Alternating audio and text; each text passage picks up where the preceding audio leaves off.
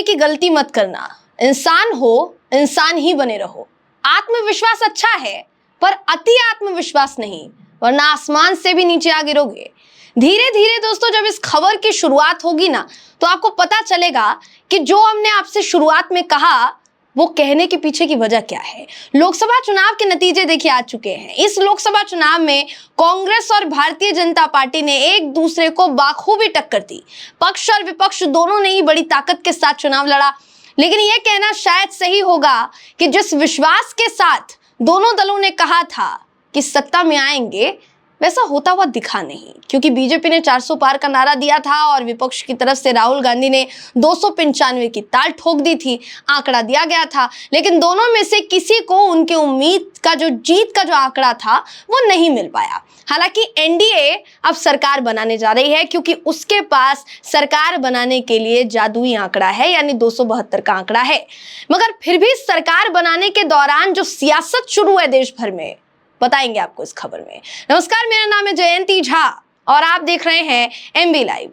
लोकसभा चुनाव 2024 के नतीजों के बाद की बड़ी खबर यह है कि महाराष्ट्र में एनडीए गठबंधन का सिंहासन कुछ यूं हिला कि उप मुख्यमंत्री देवेंद्र फडणवीस ने हार की जिम्मेदारी अपने ऊपर ले ली और इस्तीफे तक की पेशकश कर डाली है। दोस्तों, कुछ लोग तो ये भी सवाल पूछ रहे हैं कि भाई फडणवीस जी ने महाराष्ट्र में हार की जिम्मेदारी ले ली, लेकिन क्या यूपी की हार की जिम्मेदारी खुद योगी आदित्यनाथ लेंगे? हालांकि इस पर हम डिटेल में नहीं जाएंगे, देखिए आगे बात करेंगे इस पर कि क्या है क्या नहीं मामला। लेकिन पहले बात कर लेते हैं एनडीए और इंडिया की हार जीत की। दोस्तों, 2024 लोकसभा चुनाव के नतीजों में एनडीए को 292 सीटें मिली, जबकि इंडिया गठबंधन की बात की जाएगी तो इंडिया गठबंधन को 234 सीटें मिली। ठाणे लोकसभा सीट जो हमने बहुत नजदीकी से कवर की है, एक एक पहलू हमने कवर किया है, उस सीट पर नरेश मस्के और राजन विचारे के बीच तगड़ा मुकाबला था, जिस मुकाबले में राजन विचारे को नरेश मस्के ने तकरीबन 2 लाख वोटों से मात दी। इस सीट पर 2 बार के सांसद राजन विचारे के सामने एकनाथ शिंदे ने नरेश मस्के का नाम तय करने के लिए काफी समय लिया था, जिस पर कई तरीके के सवाल खड़े होने लगे थे।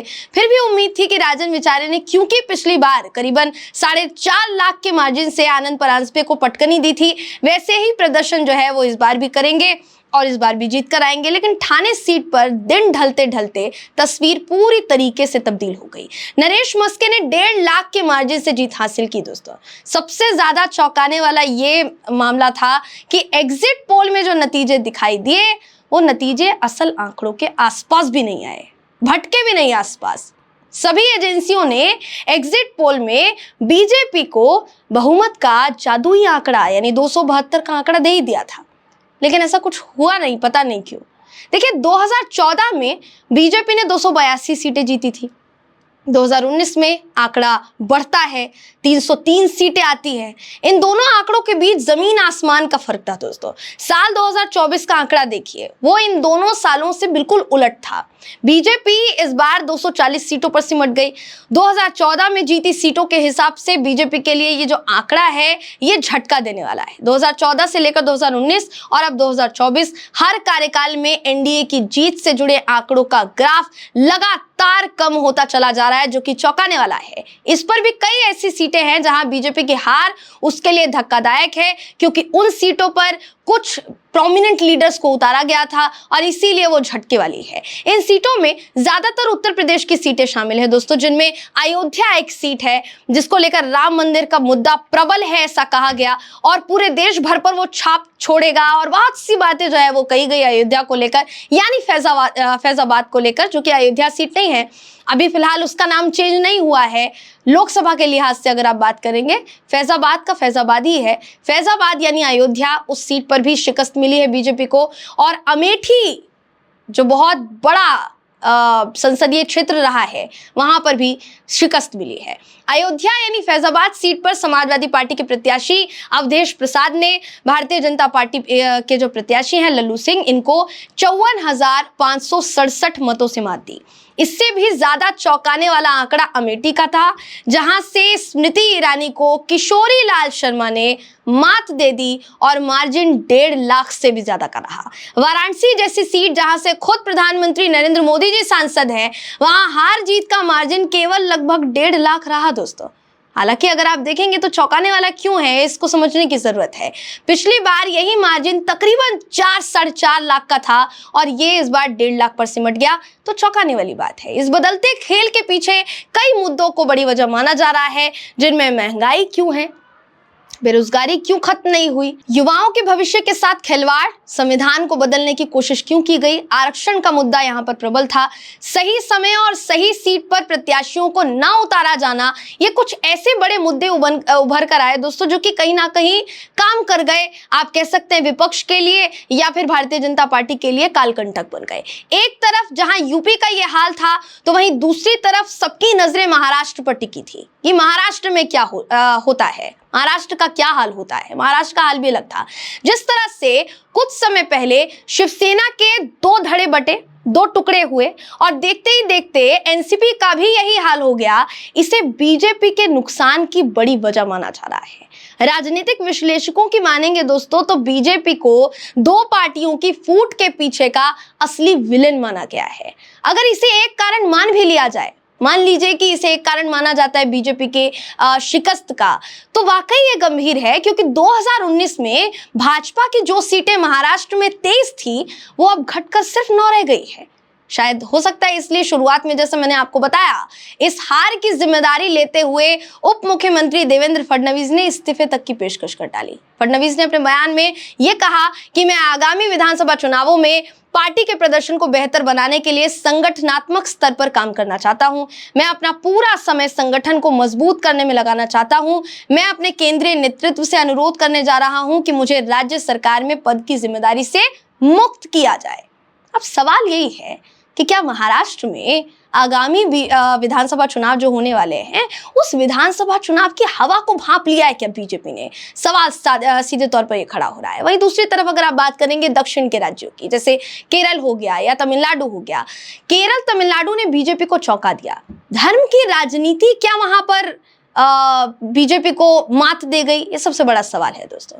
फैजाबाद का भी यही सवाल कि फैजाबाद में बीजेपी को क्या धर्म की राजनीति धोखा दे गई?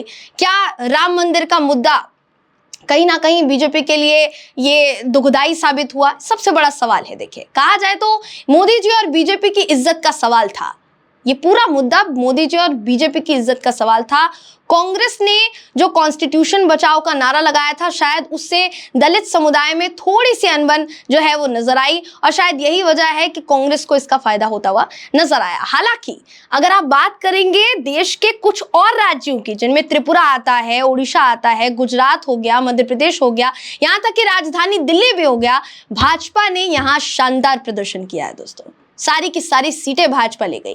अब ये देखना दिलचस्प होगा कि नीतीश कुमार बीजेपी के साथ रहते हैं या फिर अपना फायदा देखते हैं, क्योंकि अभी अगर आप अभी की सिचुएशन देखेंगे, बेशक अगर बात की जाए भारतीय जनता पार्टी की और बाकी के दलों की, एनडीए में जो है, एनडीए में भाजपा को अगर अपनी बहुमत की सरकार बनानी है, ज्यादा आंकड़ों की सरकार बनानी है, तो नीतीश कुमार और नायडू जो है उनकी मदद लगेगी। और शायद यही वजह है कि इस पूरे आंकड़े के सामने आने के बाद सबसे पहला फोन अगर किसी का गया है, किसी को गया है, तो वो प्रधानमंत्री नरेंद्र मोदी जी का नायडू को कॉल करना है। अब वो तो गया, चलिए। इसके अलावा नीतीश कुमार को लेकर भी ये कहा जा रहा था कि नीतीश कुमार जो हैं वो हो सकता है कि पाला बदलेंगे, क्योंकि उनके ऊपर जिस तरीके के आरोप लगे हैं दोस्तों, 9 बार अगर कोई व्यक्ति मुख्यमंत्री की शपथ लेता है तो अपने आप में एक बड़ा आंकड़ा है, और ये कहीं ना कहीं नजर आया है। तो नीतीश कुमार जो है वो क्या इस बार फिर से पाला बदलेंगे? क्योंकि मंत्रालय पर डिपेंड करता है। देखिए, मंत्रालय किसी को अपना मनचाहा नहीं मिला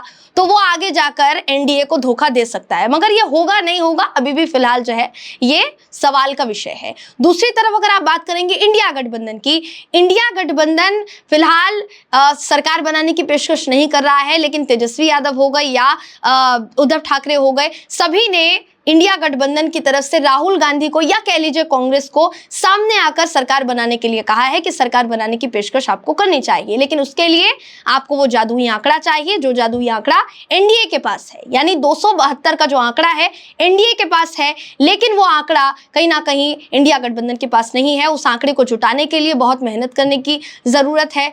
अभी फिलहाल पता ये चल रहा है कि 8 जून को प्रधानमंत्री नरेंद्र मोदी जी दोबारा प्रधानमंत्री की शपथ ले सकते हैं। ये हुआ तो ये तीसरा कार्यकाल होगा दोस्तों, लेकिन जिस तरीके का ग्राफ नजर आया है मोदी जी की सीट में और उनके वोट प्रतिशत में जिस तरीके की गिरावट नजर आई है, वाकई में चौंकाने वाली है। तो देश भर का क्या हाल है, देश भर का क्या मूड है और क्या हाल रहा चुनावी नतीजों का, लोकसभा चुनाव 2024 का क्या हाल रहा, ये एमबी लाइव ने पूरी रिपोर्ट के जरिए आपको बताया है। इस पूरी रिपोर्ट पर आपका क्या सोचना है, आपकी क्या राय है, कमेंट करके हमें जरूर बताइएगा। अगली वीडियो में आपसे फिर मुलाकात होगी, तब तक के लिए नमस्कार।